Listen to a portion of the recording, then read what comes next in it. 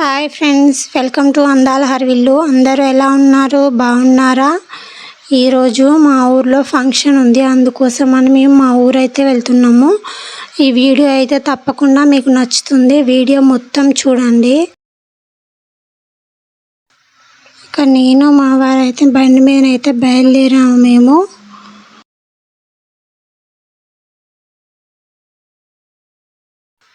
నేను మా వారు మా ఊరికి వెళ్ళాలంటే పచ్చని పంట పొలాల మధ్య నుండి వెళ్ళాలి. వాతావరణం అయితే చాలా ఆహ్లాదకరంగా ఉంది.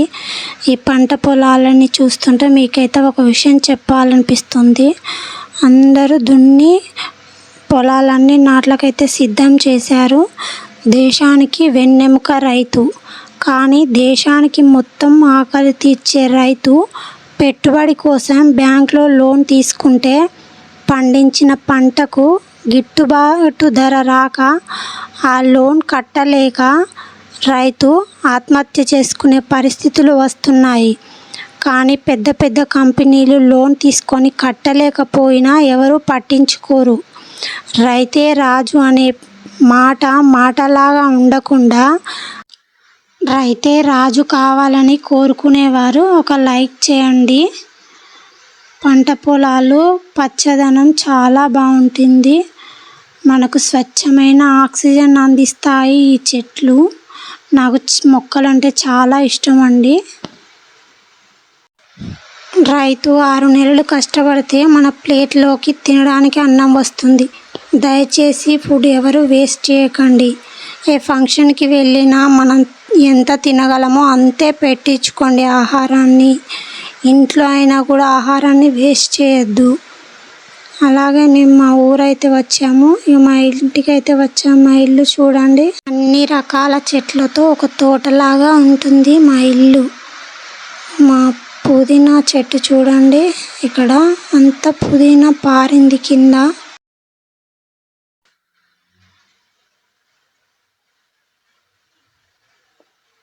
అత్తమ్మ బెండ గింజలు నాటింది. ఇప్పుడే బెండ గింజలు అయితే కొంచెం కొంచెం పెరుగుతున్నాయి. ఫ్రెష్ గోంగూర చూడండి. అలాగే జామ చెట్టుకు దొండ తీగ పారింది.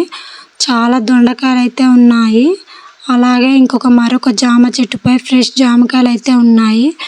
మేమైతే కొన్ని జామకాయలు తెంపుకొని తిని కొన్ని వాటర్ తాగేసి అయితే ఫంక్షన్ దగ్గరికి బయలుదేరాలి.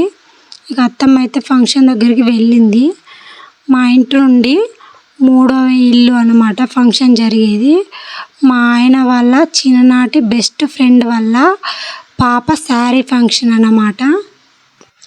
ఫంక్షన్ హాల్లో కాకుండా ఇలా ఇంటి ముందు టెంట్ వేసి పందిరి వేసి చేసుకుంటే చాలా బాగా అనిపించింది. నాకైతే చిన్నప్పటి జ్ఞాపకాలు గుర్తుకు వచ్చాయి.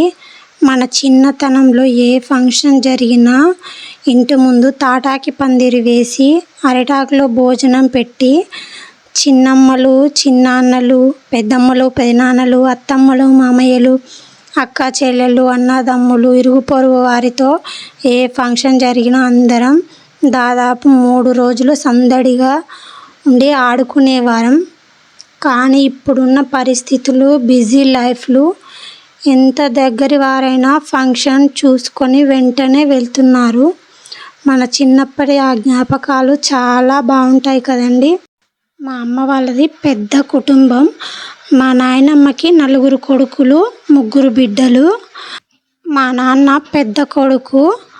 అందరం ఆషాఢ మాసం వస్తే అక్క చెల్లెళ్ళం, అన్నదమ్ములం వనభోజనాలకి వెళ్ళినప్పుడు అందరం ఆడుకునే ఆటలు, ఆ జ్ఞాపకాలు చాలా బాగుండేవి. మీకు అక్క చెల్లెళ్ళతో, అన్నదమ్ములతో చిన్ననాటి జ్ఞాపకాలు ఉంటే ఒక లైక్ వేయండి. అలాగే మేము భోజనాలు చేసి వాళ్ళనైతే ఒకసారి కలిసేసి ఇంటికి అయితే బయలుదేరిగా ఆషాఢ మాసం అని గోరింటాకు తీసుకొని ఇంటికి బయలుదేరాము. పల్లెటూరులో ఆప్యాయతలు, అనురాగాలు చాలా బాగుంటాయి కదండి. వాతావరణం అయితే కొంచెం మబ్బుగా ఉంది, వర్షం పడేలా ఉంది. అందరైతే నారు కట్టలు అయితే వేసి నాట్లు వేస్తున్నారు. ఇక మేమైతే బయలుదేరాము ఇంటికి. పిల్లలు వచ్చేసరికి ఇంటికి అయితే వెళ్ళాలి. ఈ వీడియో నచ్చితే లైక్ చేయండి. మన ఛానల్ని సబ్స్క్రైబ్ చేసుకోండి. Bye friends.